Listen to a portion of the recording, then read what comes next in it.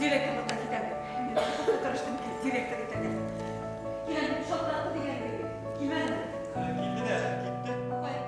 Наил Гайытбаев «Ирекнің де шегі бар». «Ирекнің де шегі бар» деген пьесаны алғаш түрлі ойлар кіре башка. Әулеп қарасан кішіде шундай сыйфатлар бар. Аның нинди генә шик булса да ул аны йырып чыга ала кебек. Шик дөресен генә әйткәндә бәлки булырга кирәктер. Кешенең шик ул шома дигән нәрсә. Кеше шомадан чыгып шашына башласа, шигеннән чыгып тугарылып нәрсәдер эшли башласа, ул бердә яхшылыкка китерергә мөмкин түгелдер дип уйлыйм. Әлбәттә, һәр нәрсәдә дә шик булырга тиеш. Кайда ничек булганын спектаклебезне карап, тамашачы үзе билгеләр.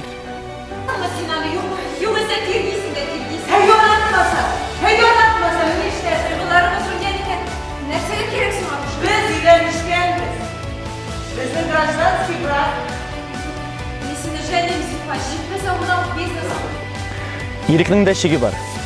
Ни өчен иректің дә шиге бар? Чөнки минем уйлавымча, һәрбер сүздә, һәрбер эштә, һәрбер кешедә нинди дә булса шикләр булырга тиеш. Һәм менә шулар турында сөйләшер өчен без сезне үзебезнең премьерага чакырабыз. Ә сез үзегезнең шәхси тормышыгызда шикләр куясызмы?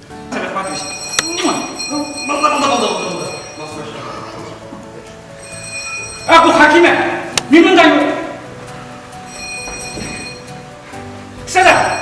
Ни өчен тамашачы безнең спектаклебезгә килергә тиеш?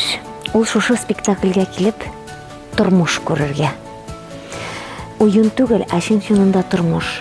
Үзен күрергә. Бу спектакль ул чын-чынында тормыш. Паша. Я кертәсем юк. Я бит башка җирдән фатир эзләргәмен. Әле булса, яшәп кирәк. Буда, Спектаклебезнең исеме күп нәрсәләр турында сөйли. Спектаклебезгә тамашачыларыбызны көтеп калабыз. Алар инде спектаклебезне күреп битараф калмыйча, аларның күңелендә уйланыр өчен урын табарбыз дигән теләктә калам. Рәхим итегез. Без сезне көтәбез. Бигрәк тә инде үзебезнең премьерада яшьләрне күрәсе килә. Ни өчен дигәндә, чөнки бүгенге көндә без яшьләргә дөрес шикләр куюы бик авыр. Каян килеп чыга бу? Тирә-якта күп алдаткыч әйберләр. Шулык интернет, шулык җиңел акча, шулык пирамидалар, матур яшәү. Менә шулар турында сөйләшер өчен килегез театрга. Сөйләшик бергәләп.